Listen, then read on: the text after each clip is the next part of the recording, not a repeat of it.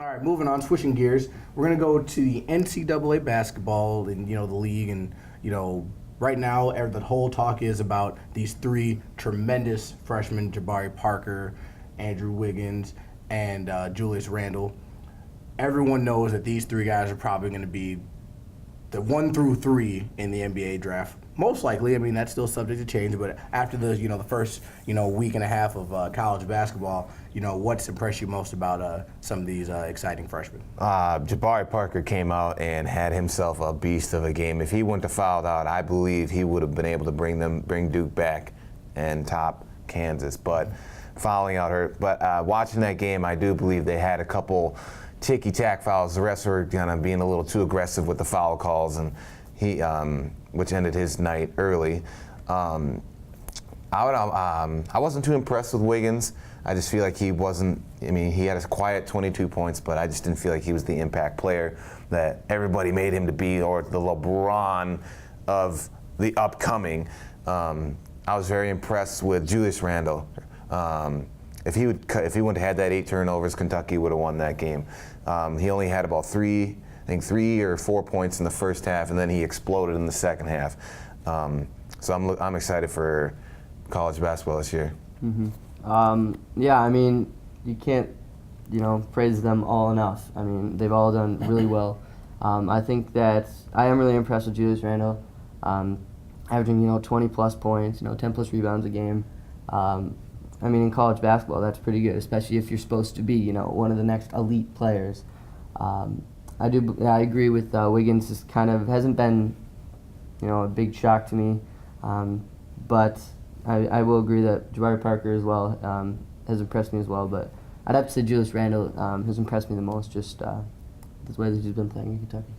Yep, I definitely have to agree with you there. We had a few highlights from Andrew Wiggins and Jabari Parker over there in their matchup. I'm definitely excited to see more out of these guys. I mean, they came out and showed us what we expected to see. Some Showtime dunks, some passes, some steals, some defense, some blocks. And Andrew Wiggins, yes, it wasn't. It was kind of overshadowed by Jabari Parker.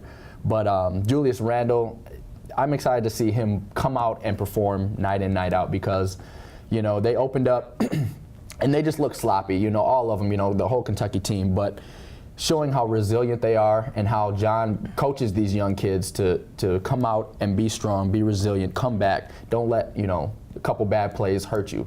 Keep your composure, and Julius Randle did that and showed why he's one of the top freshmen this year. Going on the side of Julius Randle, I like the way he plays. I like how aggressive he is on a team that is very young. They have, I think, 3 or 4 freshmen and then a second-year player. And it's nice to see somebody has to take the lead, and he does that very well on that team. I wasn't really surprised with Jabari Parker, because before the Andrew Wiggins fiasco, he was the number 1 player coming into the basketball season, and then Andrew Wiggins just jumped him because they saw the talent there. Andrew Wiggins, I believe, actually had a very good night for what happened that night. If you look on his own team, another guy had 20-plus points. Perry Ellis had a very good night, and he was commanding the ball because he was scoring at will, and he kept Kansas into it until they could get Jabari Parker out of the game. and it really shows that he can play well with another good player on his team and still contribute to that team.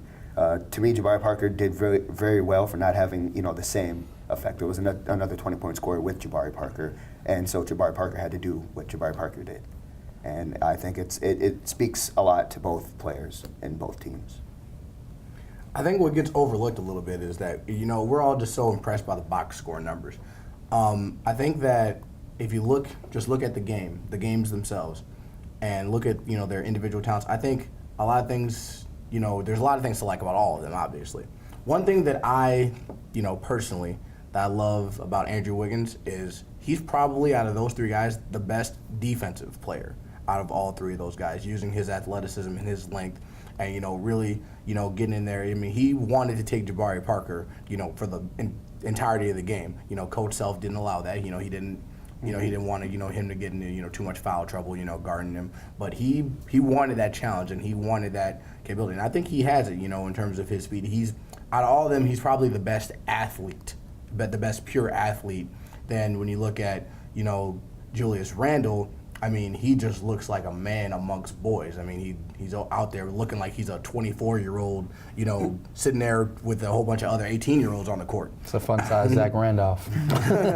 But I think that all of these players are going to be fantastic to watch throughout the course of this season. And these are the kind of players that NBA teams tank for, okay? People don't, like I said before, people don't tank for players like Anthony Bennett. People tank for players like Andrew Wiggins, Julius Randle, and Jabari Parker. I think all of these guys are going to be great, and Stoney's right. This is going to be one exciting regular season of college basketball, and I wish that, there would be a lot more to come, which we'll get into a little later on. But I think that these three guys are going to be, on TV all the time. College basketball is just the ratings are going to go up with these three guys playing the college game.